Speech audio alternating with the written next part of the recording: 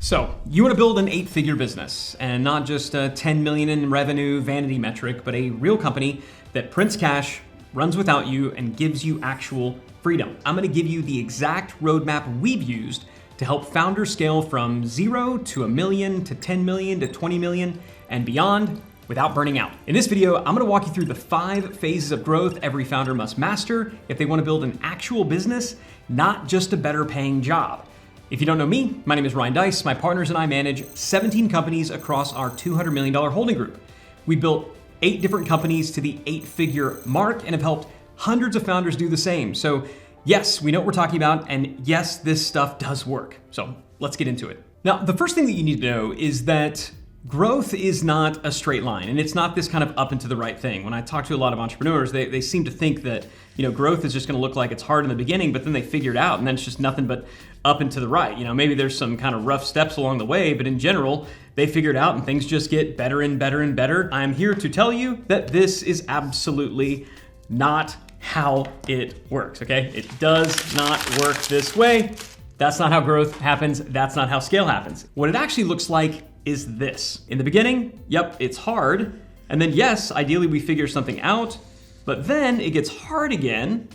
Hopefully we figure it out, and then we can scale again. This S-curve pattern is something that we see again and again and again in entrepreneurial companies. And it's this S-curve pattern that's what dictates the 5 different phases that you're gonna need to progress through if you wanna go from 0 to $1 million to 10 million and beyond. So let's talk through each of the 5 phases. Let's talk about what it looks like to progress from phase to phase to phase. Everybody starts at the same place, right? We all start right here in the beginning with just, I have an idea, this eureka moment. And then there's always this initial period of, this is kind of hard and this is kind of tough. And if you made it past this point to this, we might actually have something moment, then congratulations, you've done something that most people who are merely entrepreneurs will never do. If you've made just a single sale, then you have made it to, and I would argue through, this initial phase 1. And then the next phase really is what is kind of the most interesting, and it is the most exciting. And this is when we're like, look at us. We're starting to act like a real company. It's actually at this point right here,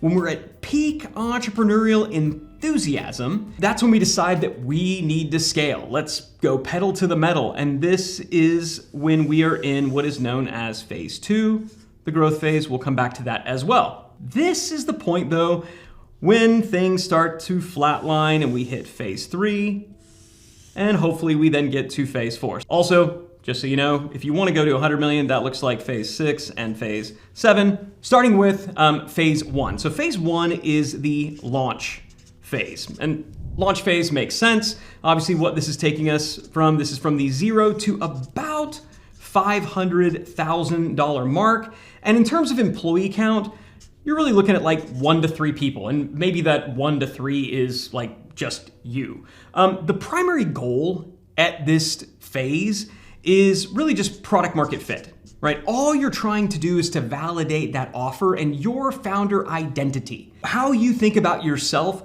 really is kind of the hustler. I mean, you're out there just hustling. What I love about the launch phase is it's difficult, but it's also exhilarating. I mean, this is when the business starts to make its first few sales. Nobody's really getting rich during the launch phase. Each day brings just enough excitement and hope to take you through to that next day. So at this phase, I don't care how you get customers. I don't care if it's scalable. All you need at this phase, and this is important, is 10 paying customers or clients who love what you do. So these are the tactical steps if you want to get through phase 1. Step number 1, sell something, anything. I don't care how you sell it. I don't really even care at this point exactly what it is that you're selling or how scalable the deliverables are. Just sell something of value to someone. Step 2, get feedback. And when I talk about feedback, I mean specifically ask them, hey, on a scale of 1 to 10, how likely are you to refer us to a friend or a colleague? This is the classic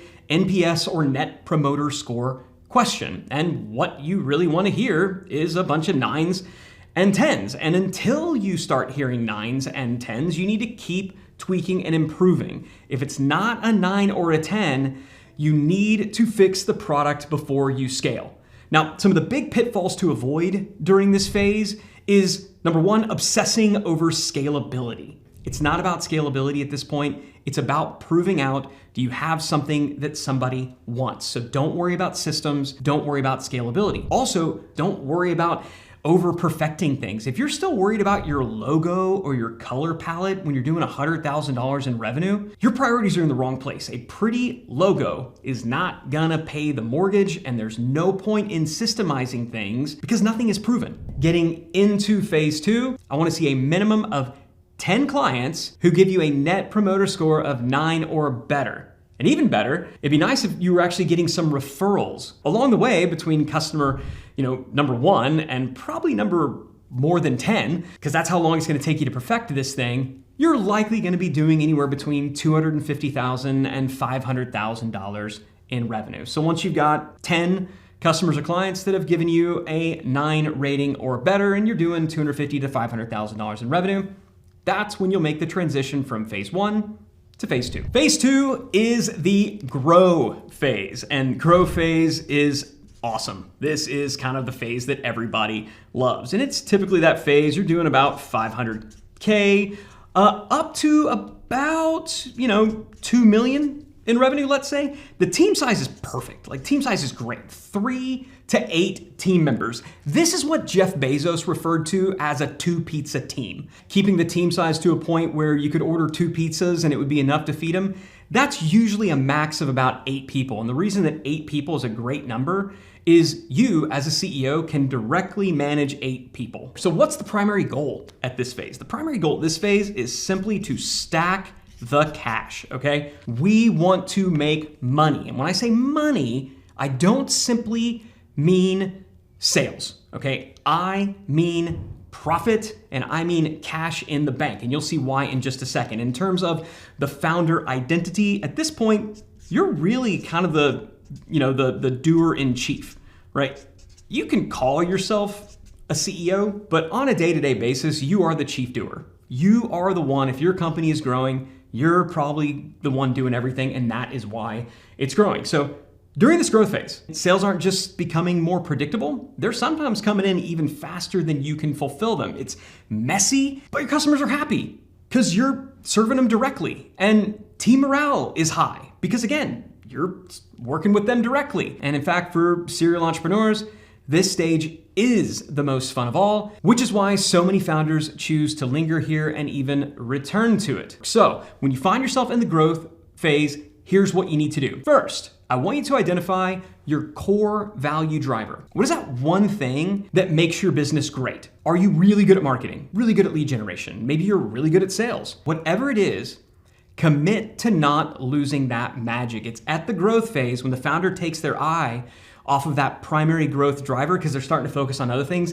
that they can start to see the dip. Second, identify what your biggest constraint is that's holding your business back. This is either going to be either a demand constraint or a supply constraint. Demand constraint is simply, we need more leads and sales. Supply constraint is, please don't give us any more customers. We can't fulfill the ones that we have. So whichever one it is, you're going to go from $500,000 to $2 million by solving that first constraint. You don't have to get good at everything. You only have to stay good at the thing that made you great, and then perhaps get good or bring somebody, add somebody to the team who will solve for that one big constraint, because when you solve for that one big constraint, $2 million is right around the corner. Now, here's what I don't want you to do, okay? When you're in the growth phase, don't make the mistake of just hiring for all of your weaknesses. And it sounds logical. That's gonna take all this work off my plate. It doesn't if you replace that easy, simple to do work that, let's be honest, you could probably do while you're on the toilet with a bunch of people that now you have to manage. So if you're gonna hire to multiply the things that make you great and hire for that one constraint that you need to solve for. The biggest pitfall of all at this stage is the urge to quote unquote act like a real business. I see this all the time. It sounds like saying things like, we need new office space. We need to get stand-up desks and $500 Aeron chairs for everyone. Look at us, we're finally acting like a real business. Prior to this, we were kind of this scrappy little startup. We didn't look real, we didn't look legit. People didn't take us seriously. And now we are starting to look like a real business, and we want to show off a little bit. So I get it, but now is not the time to take the entire company on some all expense paid retreat. Now is the time to stack cash, especially when you see where you're headed next. So what's the goal? How do you graduate from growth into the next phase? Well, number one, I really want you to focus on margin expansion. Specifically at this phase, let's see if we can push margins to a minimum of 30 to 40%. Now, a lot of people would say, that's impossible. I'm not saying it isn't difficult, and certainly at scale it becomes even more difficult, but this is the phase. If you're gonna get it done, now is the time to do it, and now is when you want to do it. The second thing that I would love for you to get done at this point, let's start to stack some cash. Let's get 90 days, if we can, of fixed operating cash in savings. Where we're headed next, we do not want to attempt to scale with low margins, and we definitely do not want to attempt to scale with zero cash in the bank. If you do, you will fail because scale is expensive. All right, we have come to it. Phase 3 is the Systemize phase. And you may be wondering, Ryan, why are you using red? You will see why in just a second. Now, at this point, you are typically gonna be doing between 2 million, 2 million and, let's say around 6 million in revenue. And for the record, all of these revenue numbers are somewhat fungible. These are kind of broad, basic kind of things. Same with team size, right? At the team size, we're usually looking at between, 8 and 20 people. The goal of this phase is we need to upgrade your operating system. And you're gonna see why in just a second that is so critical, because your identity at this point, you're functioning like the tired hero. That is who you are. And that's a problem because this is when most businesses hit what is known as no man's land. In no man's land, this is where you essentially have all of the expenses and complexity of an 8-figure business with the revenue of a 7-figure business. And that's a problem, right? You can see there, that math doesn't math so good. And the reason this happens is simple. They don't follow the advice that I just gave you back in phase 2. They overhire, they overinvest in tools, and they overinvest in projects. This causes expenses to spike. This causes complexity to spike, which means execution flatlines. When execution flatlines, sales flatline too.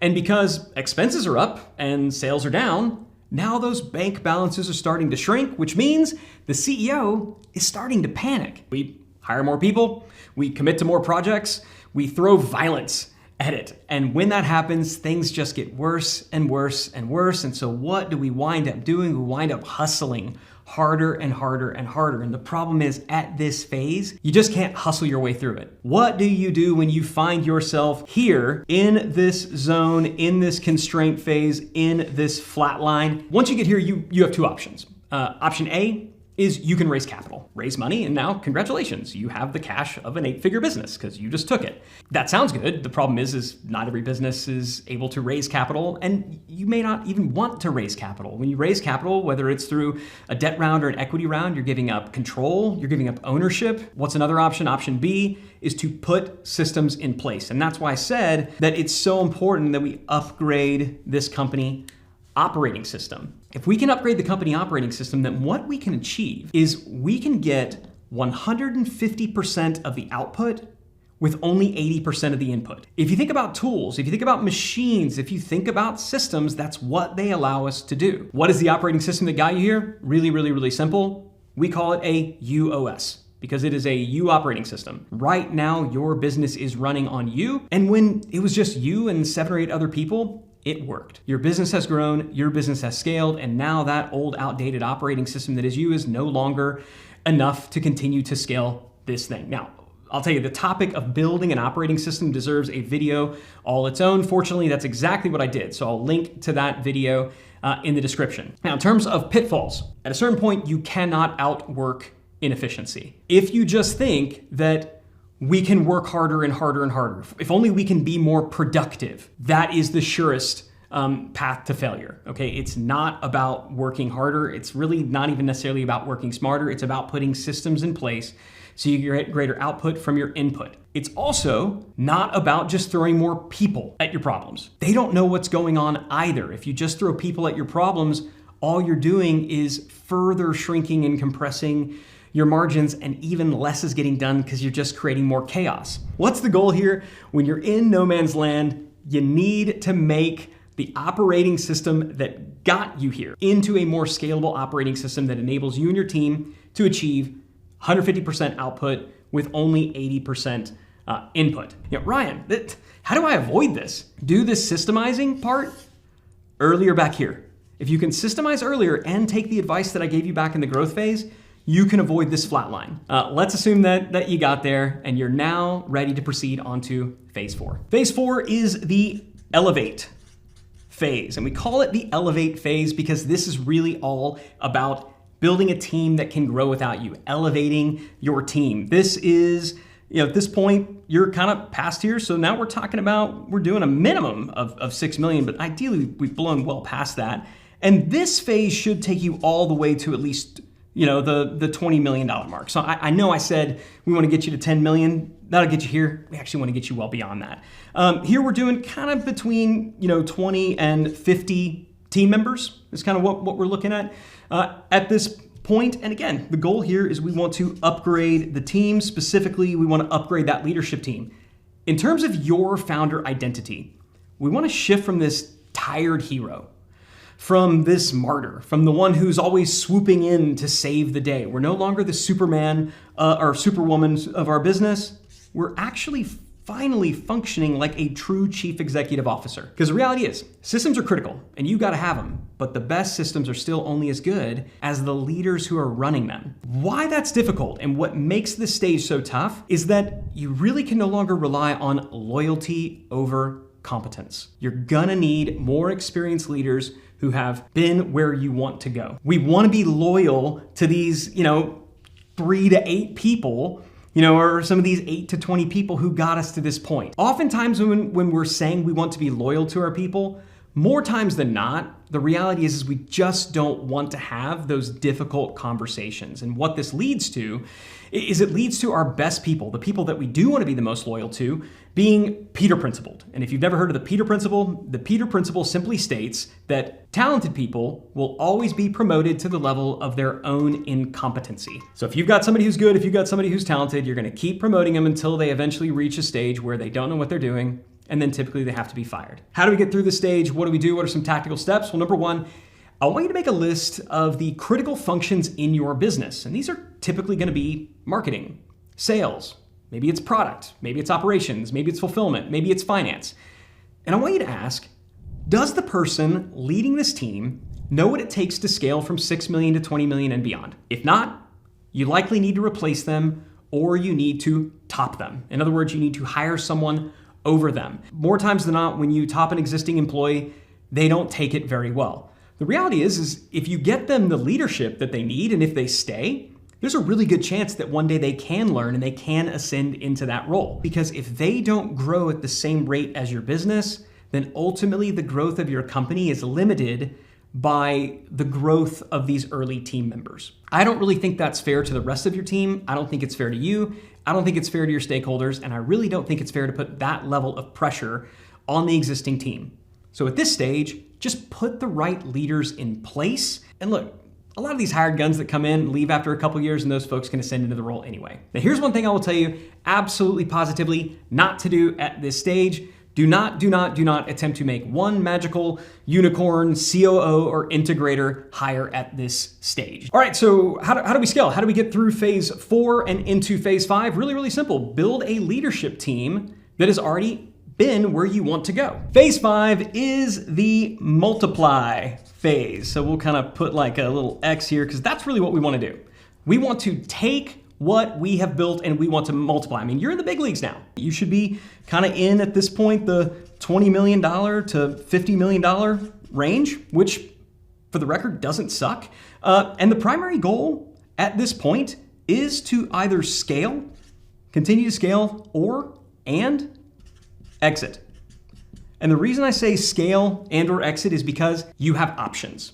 And the reason you have options is because at this point, you no longer have to work in your business. You truly can begin to work above your business. Because at this stage, you're functioning more like an owner and not just like the CEO. And it's a big, big, big difference. So you really can, if you want to raise capital, debt or equity to fund expansion, this is the time to do it because you've got data to back it up. You're going to be able to raise at really good rates and at really good terms and at really good valuations. It's also the time if you think you might want to exit, if you think you might want to sell the business, some or all of it. This is typically a really great time to do this. This is when you're going to get some of the highest multiples that you possibly can get. And it's when you're likely going to be able to sell for an amount that is truly multi-generational and life-changing. The nice thing is it's up to you. And that's the whole point about phase 5. Now, if you decide that you want to continue on, there are additional phases, but the whole point of this video was really just to get you to that 8 figures. So some pitfalls to avoid at this stage, really simple. Just don't confuse growth with glory. Don't act like you have arrived. I want you to keep your eye on profitability because believe it or not, at this stage, typically around 30 million in revenue, that's actually where you hit another no man's land. We don't want to just get kind of passive and complacent. We want to make sure that we're keeping that eye on profitability. Jeff Bezos said it best. He said, we need to treat every day at Amazon like it is day one. So there you have it. The 5 phases every founder must master to scale to 10 million, 20 million, and beyond without losing their mind. That last part's kind of a biggie. If you want to see, by the way, how we help founders upgrade their operating systems to exit no man's land, that critical constraint phase in the middle, be sure to check out the $200 million operating system case study in the description. Also, if you want to map out which phase you're in and the fastest path to the next one, click the link below, book a strategy call with me and my team. We'll help you figure out exactly where you are right now, where the bottleneck is that's preventing you from ascending to the next phase, and how to break through. And hey, if you found this helpful, hit the subscribe so that you don't miss the next video. I'll see you soon.